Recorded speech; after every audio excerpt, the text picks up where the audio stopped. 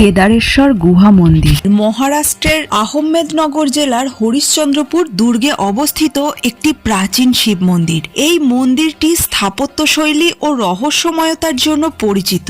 কথিত আছে এই স্থান থেকেই পৃথিবীর শুরু হয়েছিল এবং এখানেই শেষ হবে পৃথিবী। এখানে এলে একটি আশ্চর্য বিষয় দেখা যায়।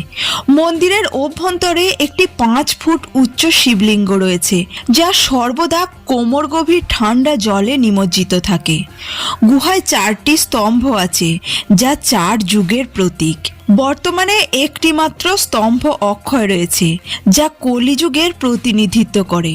সত্য, ত্রেতা এবং দাপর যুগের স্তম্ভগুলির আর কোনো অস্তিত্ব নেই। কিংবদন্তি অনুযায়ী এই শেষ স্তম্ভটি ভেঙে গেলে কলিযুগের সমাপ্তি হবে। এই মন্দিরটি মহারাষ্ট্রের সবচেয়ে উচ্চতম স্থানগুলির মধ্যে একটি।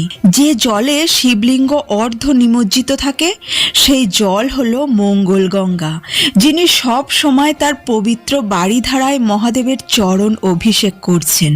মন্দিরের পূর্ব দিকে সপ্ততীর্থ পুষ্করিণী নামে একটি পুকুর রয়েছে, যা স্থানীয়দের বিশ্বাস অনুযায়ী রোগ নিরাময়ে সক্ষম।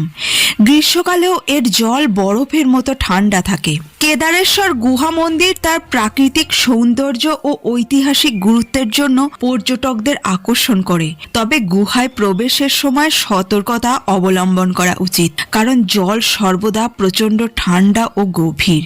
তবে এই স্থানের প্রাকৃতিক সৌন্দর্য মনোমুগ্ধকর।